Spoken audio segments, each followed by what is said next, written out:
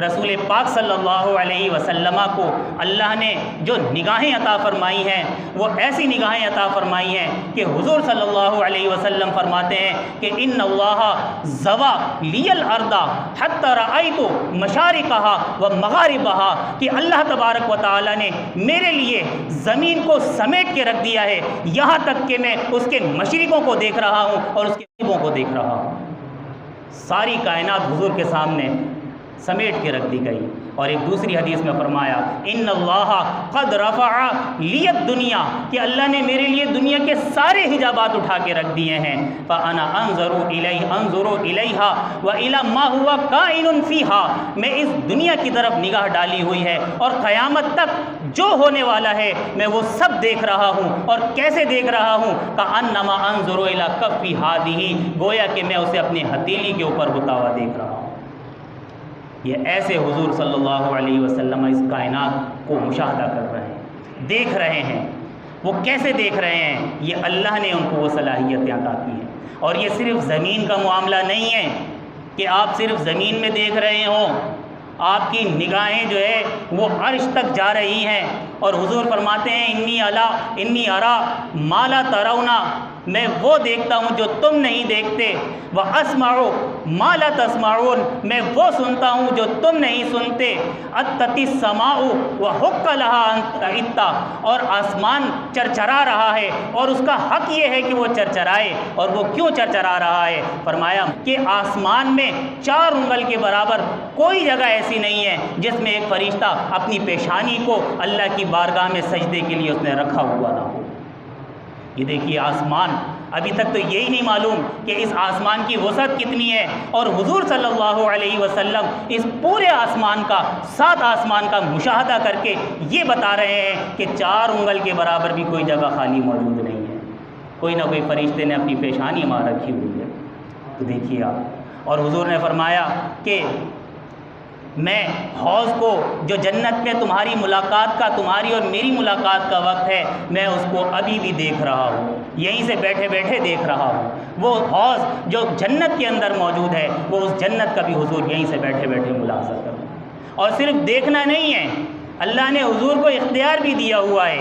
ایک موقع پہ حضور صلی اللہ علیہ وسلم نماز پڑھا رہے تھے، اور نماز پڑھاتے پڑھاتے آپ نے اپنا ہاتھ ایسے آگے بڑھایا اور واپس پیچھے لے آئے، اور پھر جب نماز مکمل ہو گئی تو صحابہ نے پوچھا یا رسول اللہ، آج ہم نے ایک ایسی بات دیکھی جو آج سے پہلے ہم نے نہیں دیکھی، کہ آپ نے اپنا ہاتھ بڑھایا اور ہاتھ بڑھا کے آپ نے واپس پیچھے لے آئے۔ تو حضور نے فرمایا کہ اللہ تبارک و تعالی نے جنت کو میری نگاہوں کے سامنے رکھ دیا، یہاں تک کہ میں جنت کو دیکھ رہا تھا اور اس میں ایک خوشہ انگور کا لٹکا ہوا مجھے نظر آیا، میں نے چاہا کہ میں ہاتھ بڑھا کے اس خوشے کو توڑ کے یہاں لے آؤں، کہ اگر وہ آ جاتا تو وہ پوری قیامت تک کھاتے رہتے، وہ ختم نہیں ہوتا۔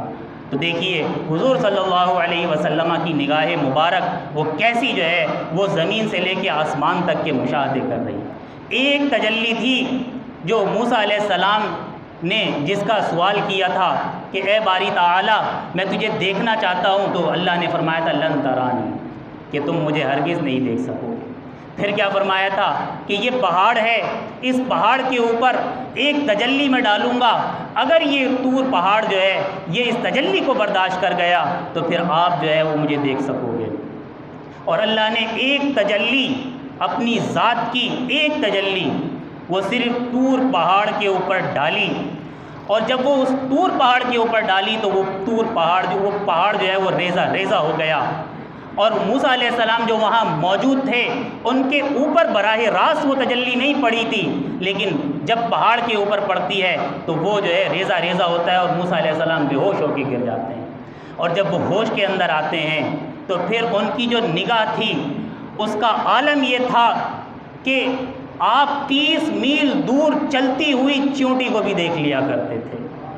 یہ ایک تجلی جو انڈائریکٹ موسیٰ علیہ السلام کے اوپر پڑتی ہے، لیکن اللہ تبارک و تعالی حضور صلی اللہ علیہ وسلم کو معراج کی رات جب آسمانوں پہ بلاتا ہے اور اپنی ذات کا جلوہ دکھاتا ہے تو حضور صلی اللہ علیہ وسلم کی ذات، حضور کی آنکھیں وہ نہ حد سے بڑھتی ہیں، نہ منہ پھیرتی ہیں، اور نہ آنکھیں بند ہوتی ہیں، نہ حضور بے ہوش ہو کے گرتے ہیں، بلکہ حضور ٹک ٹکی باندھ کے اس ذات کو دیکھتے رہتے ہیں۔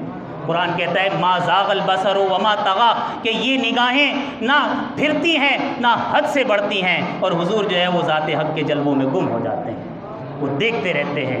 اور پھر آپ دیکھیے جب ایک تجلی جو انڈائریکٹ موسیٰ علیہ السلام پہ پڑتی ہے تو 30 میل دور چوٹی کو چلتے ہوئے دیکھتے ہیں، تو پھر حضور جو ذات حق کو براہ راست دیکھ کے آئے ہوں وہ پھر کتنا دیکھ سکتے ہیں؟ پھر وہ کیوں نہیں ایک ایک فرد کا مشاہدہ کر سکتے؟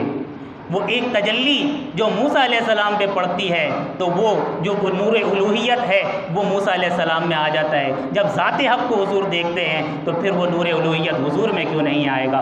حضور جو ہے وہ ہم تک کیوں نہیں دیکھ سکتے؟ وہ کتنی ہی میلوں دور ایک امتی بیٹھ کے جب حضور کو پکارے گا تو حضور اس کو جواب کیوں نہیں دیں گے؟ یہ سب جو ہے وہ نتیجہ ہے۔ یہ معراج کو معراج اسی لیے کہتے ہیں کہ اس میں جو اللہ تبارک و تعالیٰ نے اپنی ذات کا دیدار کرایا تھا، تو ساری چیزیں جو ہے وہ اللہ نے اپنا سارا اختیار جو ہے وہ حضور کو عطا کر دیا تھا۔ حضور اللہ کے اختیار میں کوئی کمی نہیں ہوئی، لیکن حضور کو بھی اللہ نے اپنا اختیار دیا۔